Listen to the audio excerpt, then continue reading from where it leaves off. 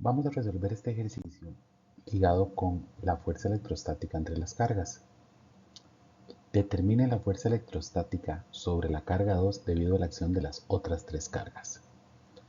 Es importante destacar que el análisis vectorial de la fuerza eléctrica lo vamos a realizar a partir de vectores unitarios. Y primero vamos a recordar que el vector unitario son aquellos cuya submagnitud es igual a un valor numérico de 1. Independientemente del vector, siempre el vector unitario tendrá una magnitud de 1 y se puede calcular mediante dividir el vector entre su magnitud y calcular específicamente la magnitud total del vector. Recordemos que los vectores son cantidades matemáticas que van a representar magnitudes físicas y van a depender de una magnitud y de un sentido. Si analizamos rápidamente cuáles son los vectores unitarios, el vector unitario de x es y, el vector unitario de y es j y el vector unitario de z en este caso va a ser k. En este pequeño ejemplo que vamos a visualizar acá, podemos ver tres vectores que están contenidos en un plano x, y, z.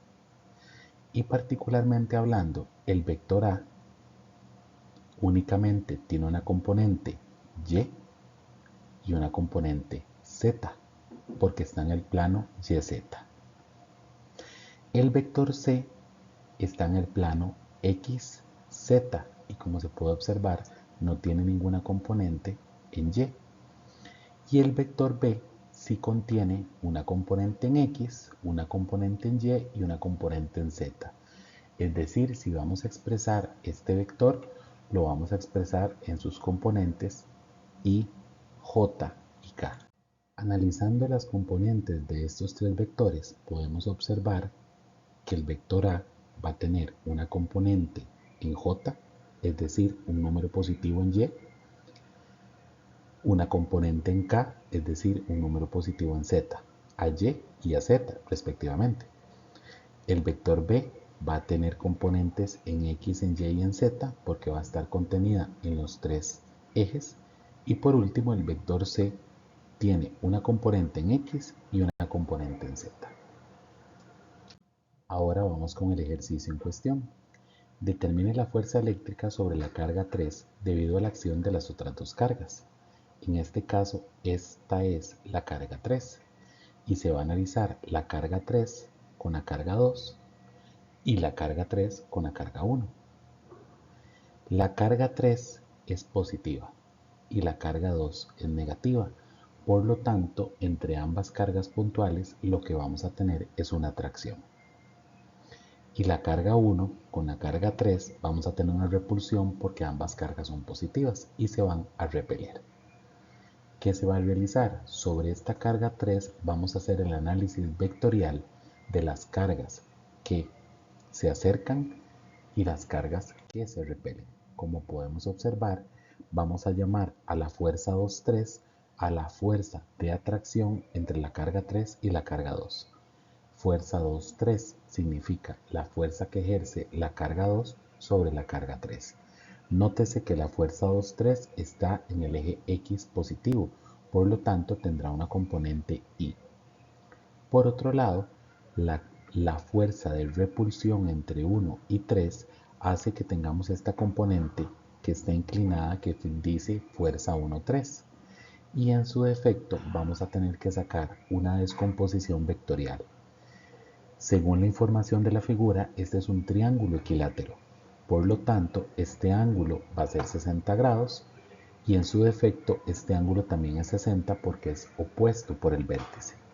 Recordemos que el cateto que está opuesto al ángulo es el seno y el cateto adyacente será la componente del coseno. Por lo tanto, la fuerza 1,3 será la suma de la componente en X negativo más la componente en Y negativo. X negativo porque va hacia la izquierda y Y negativo porque va hacia abajo. Por lo tanto, la fuerza eléctrica que ejerce la carga 2 sobre la carga 3, en ese caso sería 9 por 10 a la 9 y en valor absoluto, carga 2 por carga 3 entre la distancia al cuadrado, donde esta distancia siempre tiene que ser en metros, y esto me da en su defecto 11.25. Ya en el otro caso, lo que vamos a tener es esta descomposición vectorial, que como les vengo indicando, una componente va en menos i y la otra componente va. Para este caso, la fuerza eléctrica que ejerce la carga 1 sobre la carga 3, en este caso tenemos componentes, y en su defecto vamos a hacer el cálculo tanto para la componente x, que va dirigida en menos i, y para la componente y, que va dirigida en menos j. Y a partir de esto sí vamos a tener la fuerza 1,3. Específicamente con la fuerza total. La fuerza total es la suma de la fuerza 2,3 más la fuerza 1,3. Y la respuesta en este caso es menos 19.49 J en Newton, ya que las componentes, en este caso X en menos I y en I, se anularon.